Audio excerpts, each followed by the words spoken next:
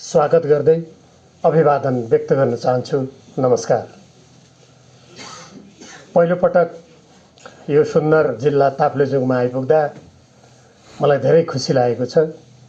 देशको वर्तमान जटिल राजनीतिक परिस्थिति अन्तर्गत नेपाली जनताले अत्यन्त गम्भीर रूपमा सोच्नुपर्ने अवस्थामा भइरहेको बेला जनताको बीचमा र कार्यकर्ताको बीचमा गएर सबैका धारणाहरू सुन्ने, बुझ्ने र तदनुकूल अगाडि बढ्ने नेपाली कम्युनिस्ट पार्टीको नीति र धारणा रहेको छ। तदनुरूप नै हामीले देशभरि नै पार्टी एकता सन्देश सभाको आयोजना गरेका छौँ र यस क्रममा देशका सातै प्रदेशका विभिन्न स्थानहरूमा हजारौँ जनताको सहभागितामा त्यस्ता कार्यक्रमहरू सम्पन्न भएको यहाँहरूलाई विदितै छ। म तपाईहरुको यो सुदूरपूर्वको जिल्लामा आउँदा सुदूरपश्चिमका 9 जिल्लामा अत्यन्त भव्य रूपमा धेरै ठुलो संख्यामा जनताको सहभागितामा सम्पन्न भएका ती पार्टी एकता सन्देश सभाको सन्देश लिएर पनि म आएको छु। यसै सिलसिलामा हामी आज नै ताप्लेजुङ जिल्लामा एउटा पार्टी सन्देश सभा गर्दैछौँ र यो सन्देश सभामा पनि मलाई विश्वास छ यहाँका जुन पालिकामा हामी सन्देश सभा गर्दैछौँ सबै जनताको सहभागिता व्यापक रूपमा हुने हामीले विश्वास गरेका छौँ। आगामी फागुन 21 गते हुने आम निर्वाचनको सन्दर्भमा हामीले बारम्बार निर्वाचन स्वच्छ, निष्पक्ष, भयरहित वातावरणमा सम्पन्न हुनुपर्छ। जनताको ताजा जनादेशको लागि नेपाली कम्युनिस्ट पार्टी तयार छ भनेर भन्दै आएका छौँ।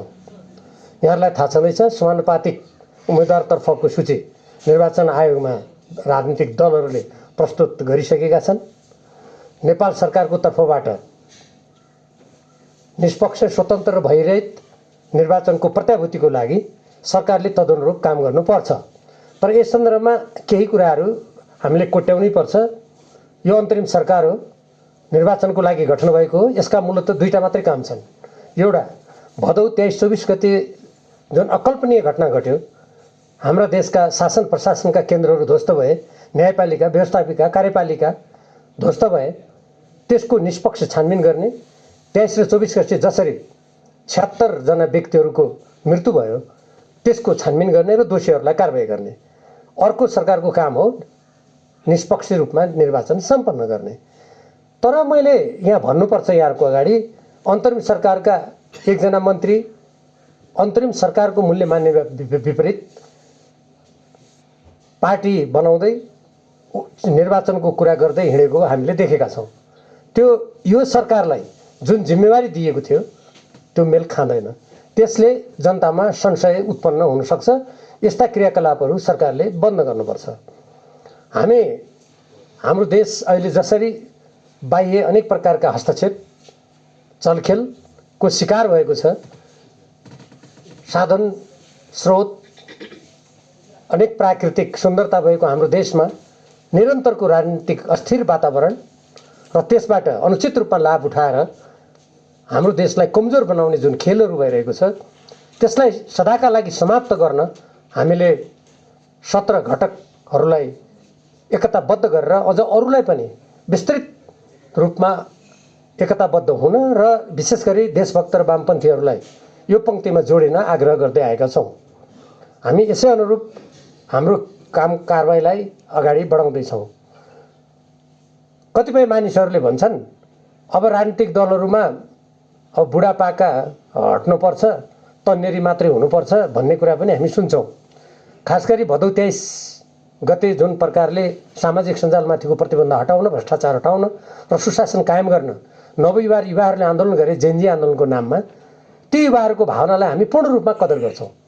र हाम्रो पार्टीमा मैले अघि नै तपाईँहरूलाई भने सुदूरपश्चिममा मात्रै 1000 भन्दा बढी मानिसहरू जब विभिन्न पार्टीबाट प्रवेश गरे, त्यसको झनै आधा सङ्ख्या नवयुवाहरूको छ। मैले यो सन्दर्भ यहाँ किन कोट्याएको भने हामी युवा र नवयुवाहरूको धारणालाई सम्मान गर्छौँ र त्यो पुस्तालाई अगाडि बढाउन हामी तयार छौँ। तर सँगसँगै देश निर्माण गर्ने कुरा नवयुवा, युवा, प्रौढ, वयस्क सबैले मिलेर देश निर्माण गर्ने हो। एउटा विडम्बना भन्नुपर्छ, 23-24 गते जुन युवा र नवयुवाहरूले अब त्यो पुस्ताका मानिसहरू अगाडि आउनुपर्छ भन्ने आवाज उठाए, सरकारका प्रधानमन्त्री त 73 वर्षको नायकको पो आउनुभएछ। अर्थमन्त्री पनि निवृत्ति भरण खाएर अझ आफ्ना नातागोता अमेरिकामा राखेर बसेको व्यक्ति पो आउनुभएछ। पछिल्लो कालमा यहाँहरूले हेर्नुभयो 4 जना मन्त्री नियुक्त हुनुभयो, कति वर्षका हुनुभयो। यस्तो खालको विरोधाभास र विडम्बनापूर्ण कुरा गर्न मिल्दैन। अझ जो व्यक्तिहरू हामीले देख्यौँ काठमाडौँमा हाम्रो सार्वभौम सत्ता शासन प्रशासनको केन्द्र सिंहदरबार र 123 वर्ष पुराना दस्तावेजहरू संरक्षित भएको सर्वोच्चलाई जलाउनलाई उद्यत थिए, ती व्यक्तिहरू नै नवयुवाको धेरै कुरा गर्थे। अहिले हामी सुन्छौँ तिनै व्यक्तिहरू यी प्रधानमन्त्री मन्त्री बनाउने काममा एकदम अग्रपङ्क्तिमा थिए भन्ने हामी सुन्छौँ। यस्तो खालको विरोधाभास विडम्बनाको कुरा गरेर जनतालाई भ्रमित तुल्याउन चाहिँ पाइन्न। त्यसकारण यो नवयुवा युवाको भन्ने जुन कुरा छ, हामी नीतिगत रूपमा त्यसमा एकदमै सहमत छौँ र हामी अहिले पनि समानुपातिक र अरू कुरामा हामी बढाउँछौँ, अगाडि हामी जान्छौँ। तर सँगसँगै हाम्रो देशलाई एकताबद्ध बनाएर अगाडि लैजाने र हाम्रो देशका आजका चुनौतीहरूको सामना गरेर समस्या समाधान गर्ने काममा युवा पुस्ताको जोस र प्रौढ र वयस्कहरूको अनुभवलाई सँगसँगै मिलाएर लैजानुपर्छ भन्ने कुरामा हामी विश्वास गर्छौँ। अब त्यही तदनुकूल नै आज यो जनजातिहरूको बहुल क्षेत्र, अझ विशेष गरी लिम्बू जातिहरूको जाति समुदायको बहुल भएको यो जिल्लामा मलाई आउने अवसर प्राप्त भएको छ। धेरै पहिलेदेखि नै यो क्षेत्रका धेरै साथीहरू, मेरा व्यक्तिगत साथीहरू पनि हुनुहुन्थ्यो। यहाँ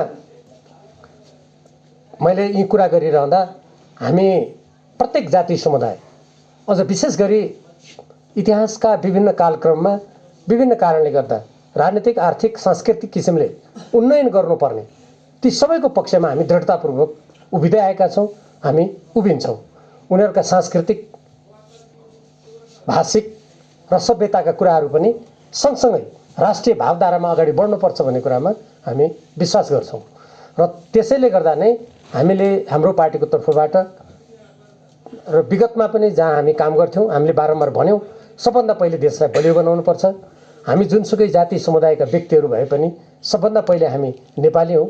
नेपाल एकदमै बलियो भयो भने त्यहाँ बसोबास गर्ने, चाहे ती लिम्बू हुन्, चाहे थारू हुन्, बाहुन, छेत्री, दलित, तामाङ, गुरुङ, राई, जुनसुकै जाति समुदायका व्यक्तिहरू हुन्। कति जाति समुदायको नाम छुट्नु पनि जाला मैले भन्दा, अहिले 142 जाति समुदाय हाम्रो देशमा छन् भन्ने छ, 124 भाषा बोलिन्छन् भन्ने छ।